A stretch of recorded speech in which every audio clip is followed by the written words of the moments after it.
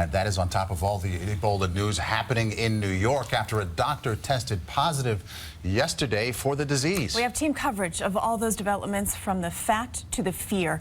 Let's start off with CBS 2's Marcia Kramer. Well, Dr. Craig Spencer is here at Bellevue in isolation, in stable condition, talking up a storm on his cell phone. City officials say he only became contagious yesterday morning when he started running a very low-grade fever. And within hours, he was whisked here to Bellevue for treatment. So the translation of that is that he came in direct contact with very few people.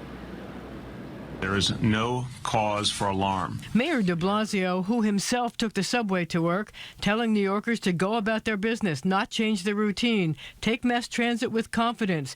They won't catch Ebola from Dr. Craig Spencer, New York City's first certified Ebola patient. I want to emphasize again, casual contact cannot lead to acquiring this disease. There were these developments. Dr. Spencer's Hamilton Heights apartment was decontaminated.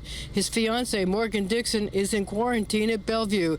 Two close friends are in quarantine at their apartments. 3 establishments visited by Dr. Spencer on Wednesday have been inspected and cleared to reopen.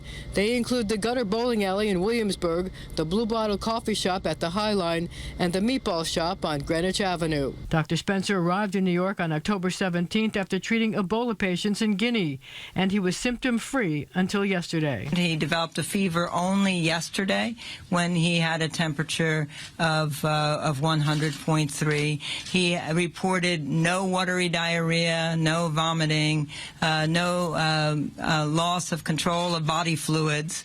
We don't see any possibility of that he contaminated his apartment. Dr. Spencer is stable in an isolation room like this and quite cooperative, officials say, giving details of his activities since his return, meeting with his family. He's talking on the cell phone and to a lot of folks. The mayor says the best thing New Yorkers can do is get flu shots so that city health professionals don't have to be distracted by ruling out Ebola.